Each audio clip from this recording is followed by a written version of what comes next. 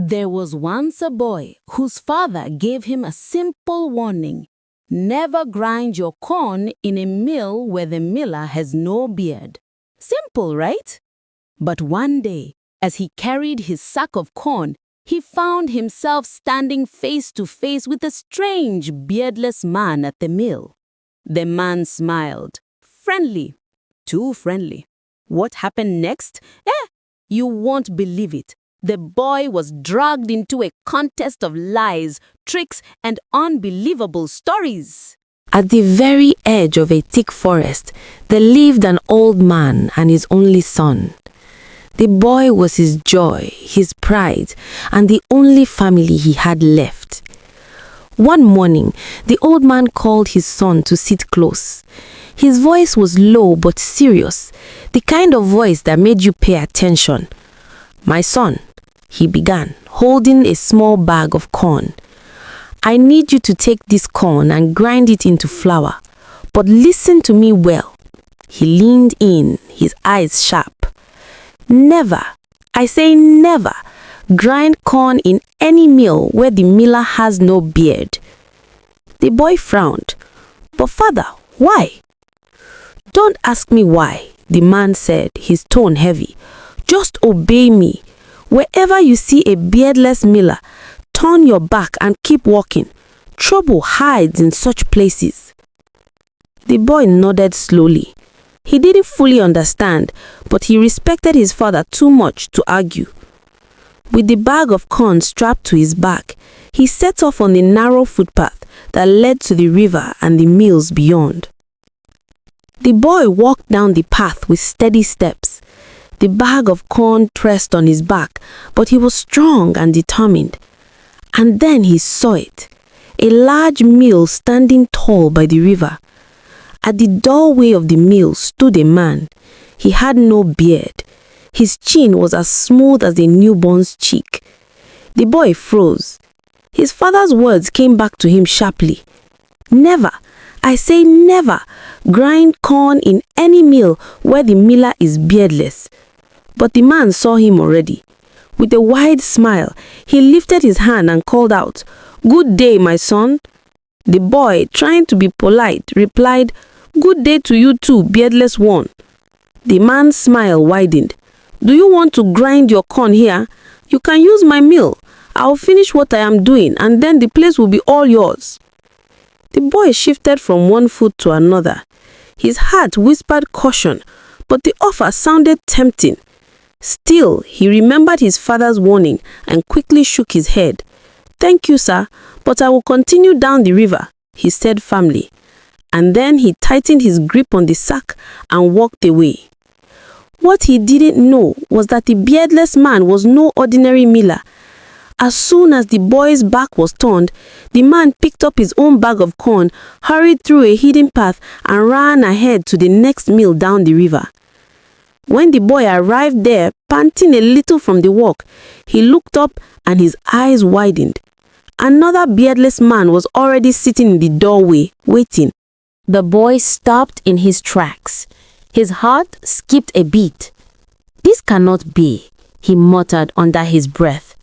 "Didn't I just leave one beardless man behind me? How did he appear here again?" The second beardless miller stood up and smiled like an old friend. "Ah, my son, you've come at last. Bring your corn. Let me help you." The boy's legs felt weak. Something about the man's eyes didn't sit right with him. He remembered his father's warning again. With a quick bow, he said, "Thank you, sir, but I'll go further down."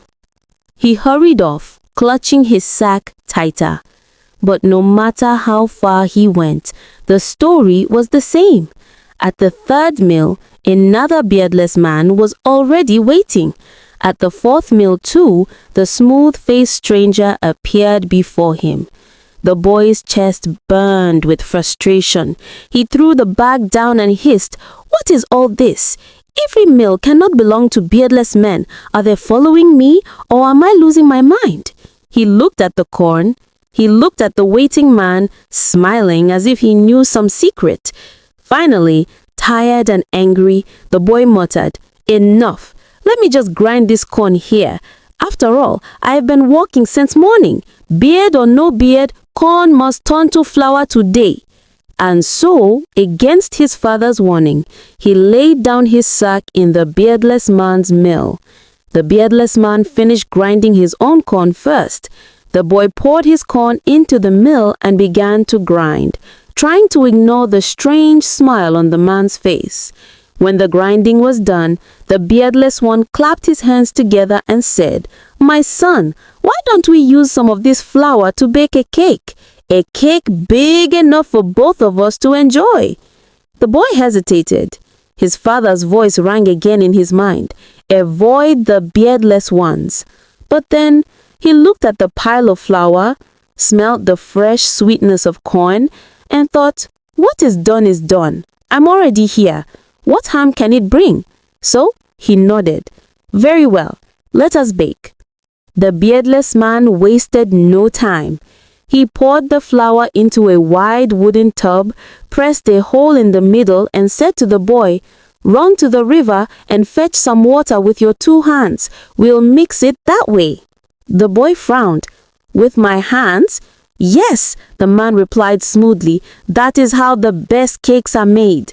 Uneasy but obedient, the boy went to the river, scooped up water with his cupped hands, and hurried back, letting the drops spill through his fingers. Together, they mixed the flour until it formed a heavy dough. Soon, the cake was placed in the fire, buried under hot ashes, and left to cook. The smell was rich and tempting. When at last it was ready, they dragged it out. It was so huge it could not fit in any cupboard. They had to lean it against a wall like a big drum. The beardless man wiped his hands and turned to the boy. His eyes glowed strangely as he said, "Now, listen. If we share this cake, neither of us will have enough. So, let us play a little game. Whoever can tell the biggest lie will take the whole cake." The boy's stomach tightened. He didn't like the sound of it, but the man's gaze was sharp and challenging, and he didn't know what else to say. "All right," he answered softly. "You go first." The beardless man's smile widened. His game had begun. The beardless man sat back, folded his arms, and cleared his throat. "Since it was my idea," he said with a sly grin, "I will begin." The boy waited, heart pounding. The man started talking, spinning lie after lie. He spoke of rivers turning into ropes, goats that laid eggs like hens, and mountains that danced in the moonlight. His voice rose and fell as if he was telling the greatest tales ever heard. At first, the boy listened quietly. Then he began to feel uneasy.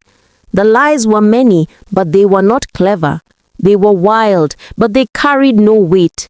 Finally, the man paused, breathing heavily, his chest rising and falling. He gave a proud smile.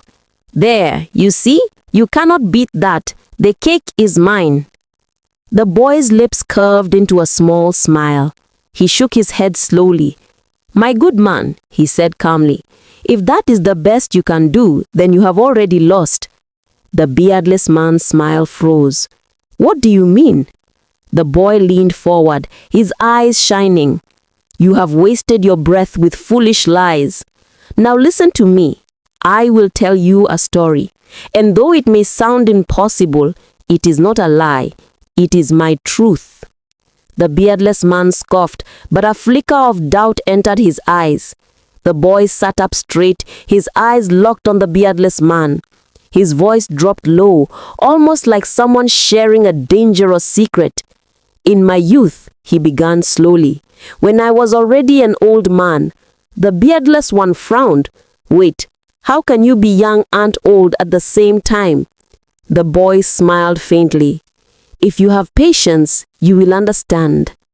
He leaned closer, his words painting pictures in the air. "We had many beehives at home. Every morning I woke up, I would count the bees one by one. I could always count the bees, but no matter how I tried, I could never count the hives properly. The beardless man shifted uncomfortably but said nothing. One morning, the boy continued, his voice rising as if he was carried away by his own tail. I discovered that my best bee had gone missing. Without wasting time, I saddled a cock, yes, a rooster, and rode it in search of my bee. I followed the trail all the way to the sea, and I knew my bee had crossed to the other side, so I crossed as well. The man's jaw dropped. You rode a cock across the sea? The boy only smiled. Wait, the story is not finished. On the other side, I found a farmer who had harnessed my bee to a plow. He was using it to sow millet seed.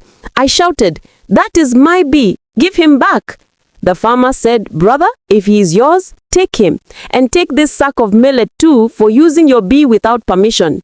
So I carried the sack, removed the saddle from the cock, and placed it on the bee's back.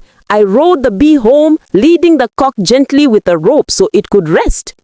The man rubbed his forehead. He couldn't believe what he was hearing, but still he kept quiet. The boy's voice grew faster, more dramatic, as if he was carried away by his own tail. As we flew back across the sea, the sack of millet slipped. It burst and fell into the deep waters. I thought it was lost forever, but when we finally reached home, night had already come. I let the bee loose to feed, gave the cock some hay, and slept. But when I woke up the next morning, my bee was dead. Wolves had eaten it during the night, and the honey flowed so much it lay ankle-deep in the valley and knee-deep on the hills. He paused, letting the image sink in. The beardless man swallowed hard. For the first time, he wasn't smiling. When I saw all that honey flooding the hills, I knew I had to gather it quickly before it was wasted. I had nothing to carry it with, but I remembered I had a small hatchet. He lifted his hand in the air as though swinging the hatchet right there. So I went into the forest, hoping to find an animal whose skin I could use as a bag. That was when I saw them, 2 roe deer, hopping on 1 leg each. With one single strike of my hatchet, I killed them both. The beardless man gasped. 2 deer, 1 strike. The boy nodded calmly, as though it were the most natural thing in the world. I skinned them and made 3 bags out of their hides. Each one I filled with honey until they were bursting. I tied the bags to the back of my cock and set off home. But when I arrived, I had strange news. My father had just been born. The beardless man's mouth fell open. Your father was born?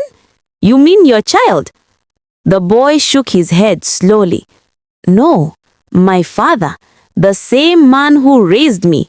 He had just come into the world again, like a newborn child.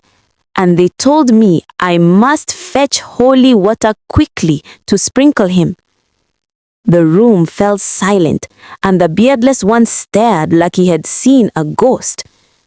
The boy leaned closer, his tone now sharp, pulling the man deeper into his tale.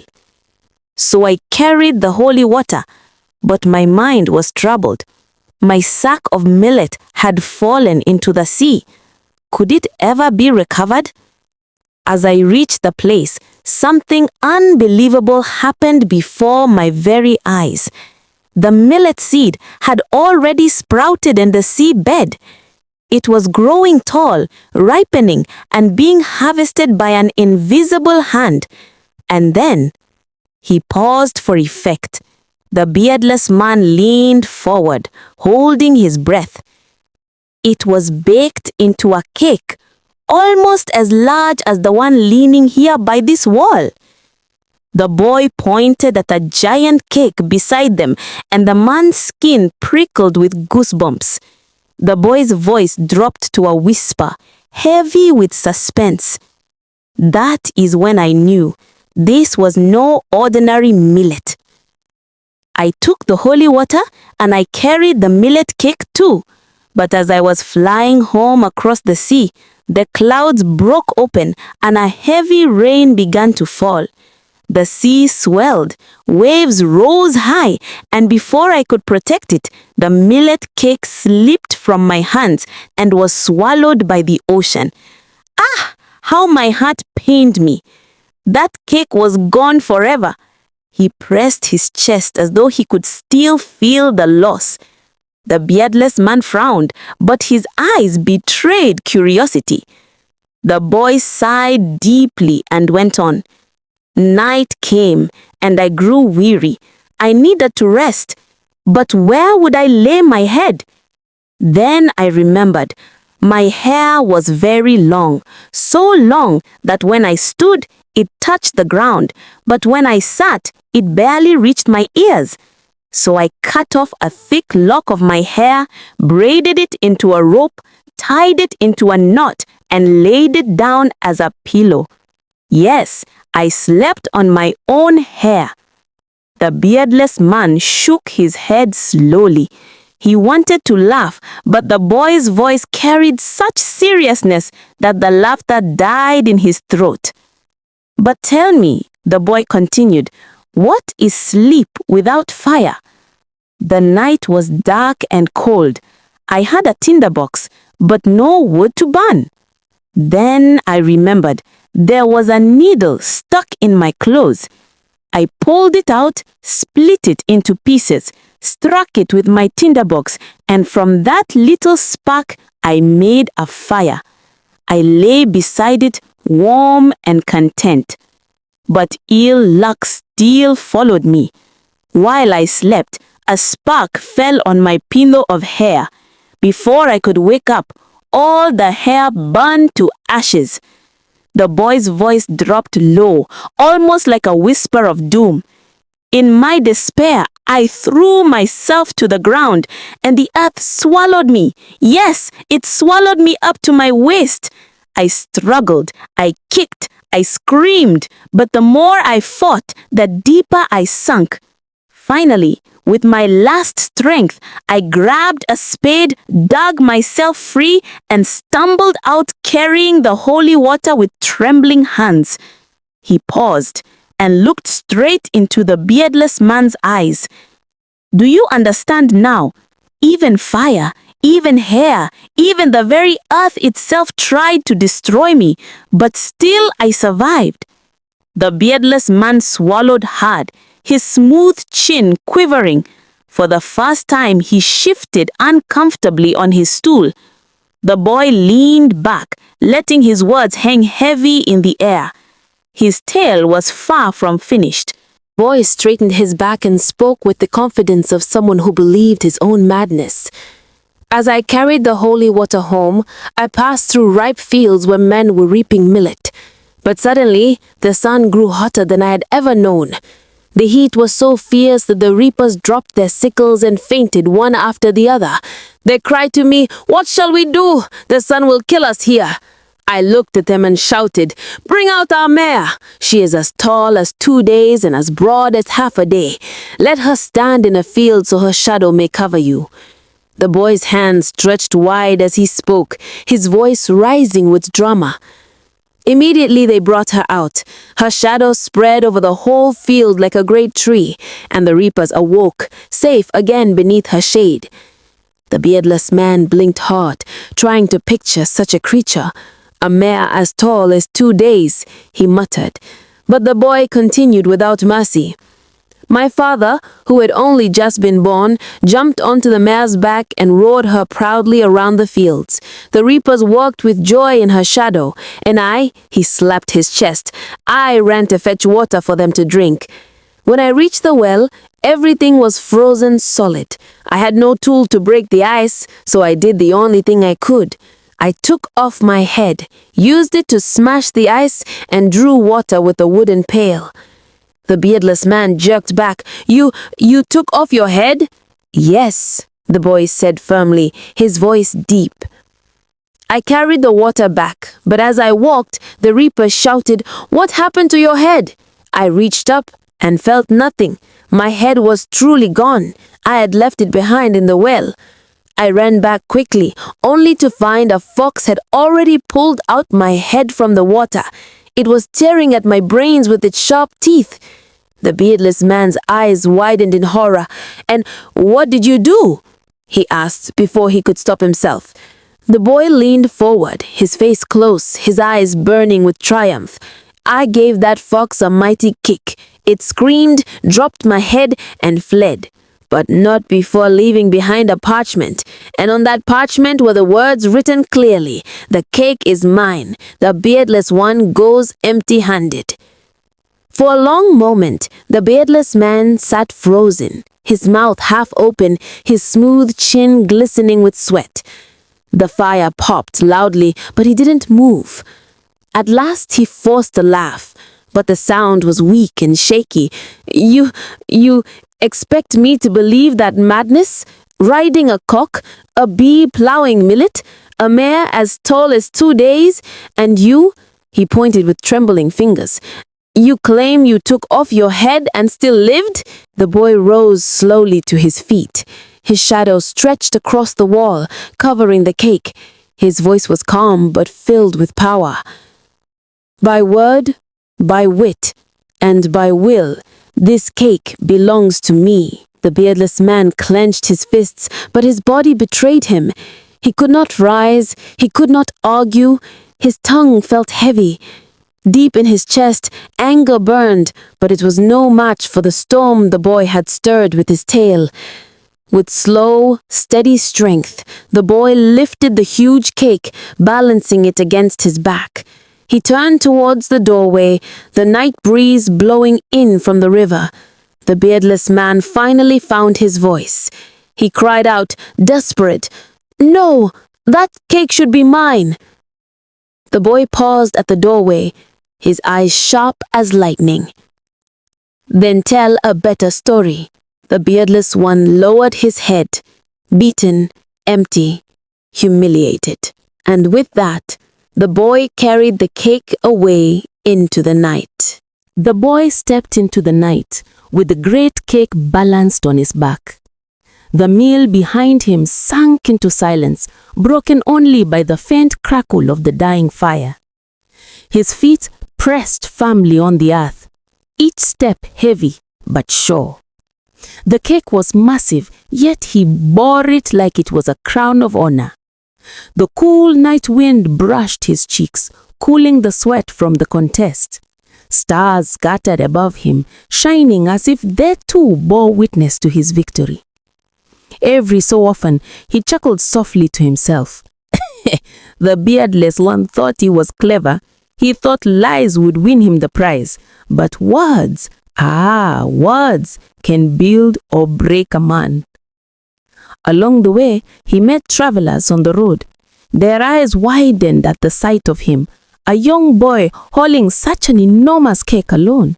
Some whispered in disbelief, others bowed their heads respectfully, knowing no ordinary person could carry such a burden and walk so proudly. At a bend in the road, an old woman selling firewood called out, "My son, where are you going with that treasure on your back?" The boy smiled, his voice gentle but full of meaning. "To my father, for only he will understand what I carried to win this." The woman nodded slowly, sensing there was more to the cake than flour and sugar. By the time the boy reached the edge of his father's home, the cock was crowing, announcing the break of dawn. His father, weak but awake, was seated outside, waiting as if he had known his son would return. When the boy appeared, dusty and strong, the cake gleaming in the early sun, the father's eyes filled with tears. "My child," he whispered, his voice trembling, "what story did you tell that the world itself placed this victory in your hands?" The boy lowered the cake at his father's feet, his heart swelling with pride. "The story of truth, father, a truth so wild it swallowed lies whole." The father touched the cake gently, his fingers shaking. He looked at his son, and in that moment he saw not just a boy, but a man who had outwitted the world. And together They prepared to share the cake, not just as food, but as a symbol of wisdom, courage, and the power of words.